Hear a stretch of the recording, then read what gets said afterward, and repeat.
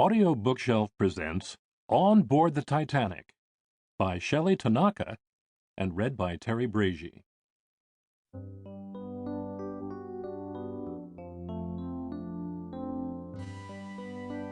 Wednesday, April 10th, 1912, 10:30 a.m.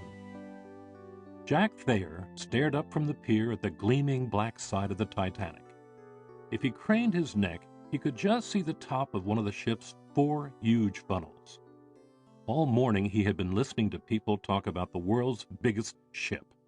He was tired of hearing how brand spanking new she was, the most luxurious ocean liner ever built. He was just glad to be going back to America after months of traveling in Europe with his parents.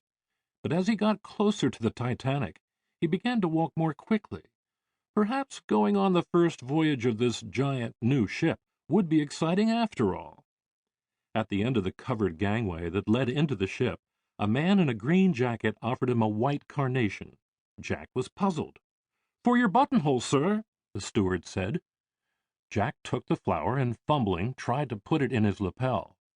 "Jack, get a move on! Other people are waiting!" He turned to see his mother and father waving him ahead. Behind them, other passengers were waiting to get on board.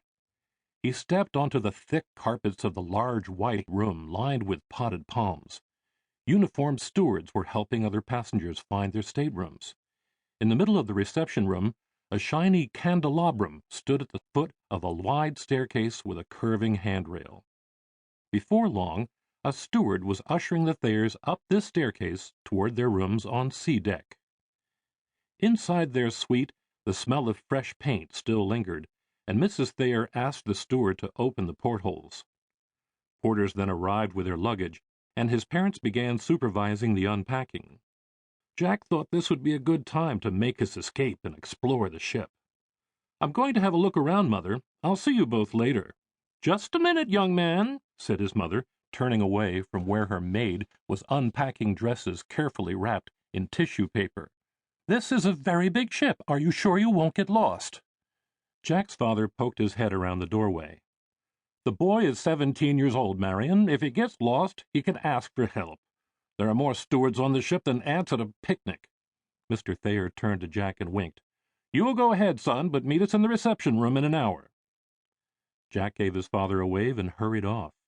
He thought he would start at the top of the ship and work his way down.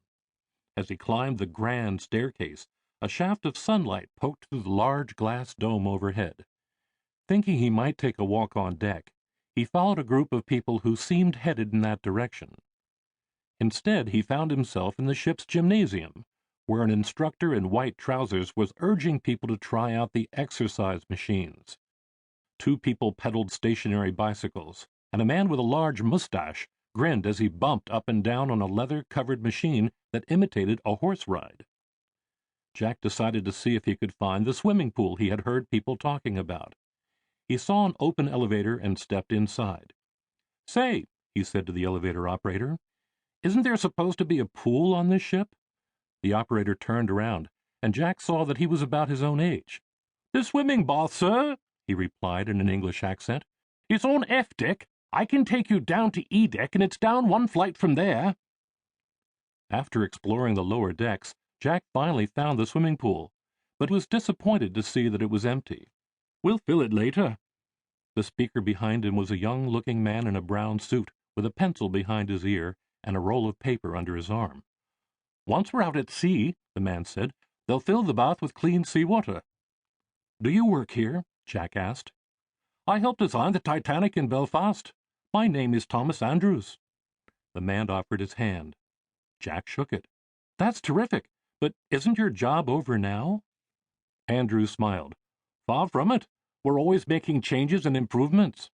He quickly scribbled a note and stuffed it in the pocket of his jacket. "Well, I've got more inspections to make. You're welcome to come along if you like." It was all Jack could do to keep up as he followed Andrews through the ship, up and down steep ladders and along narrow passageways.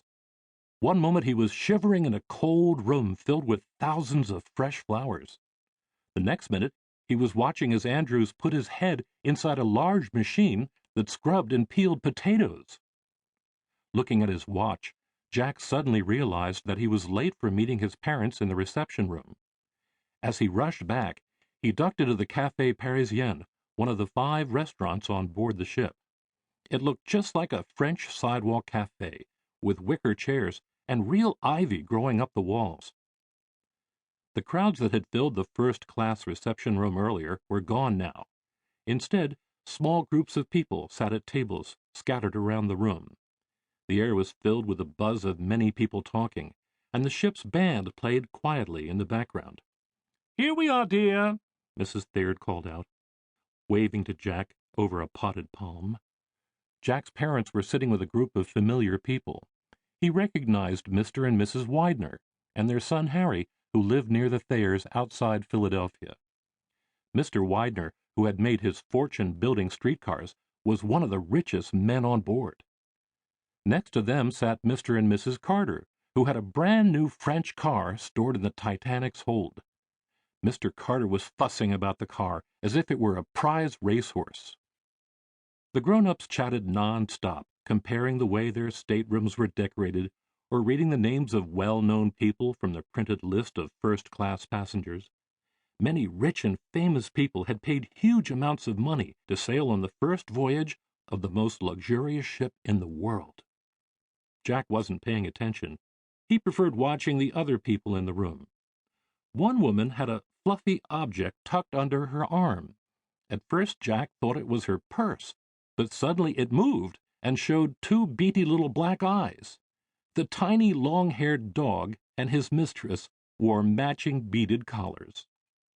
Jack jumped as the Titanic's whistle blew. All at once the group stood up.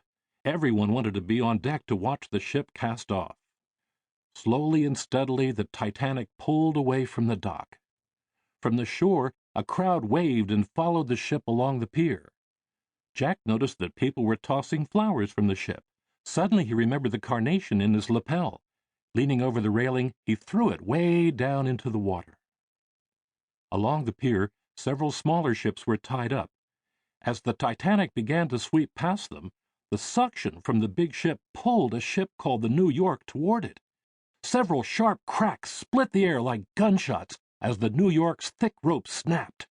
The torn ropes whipped back toward the dock, right in the faces of the crowd.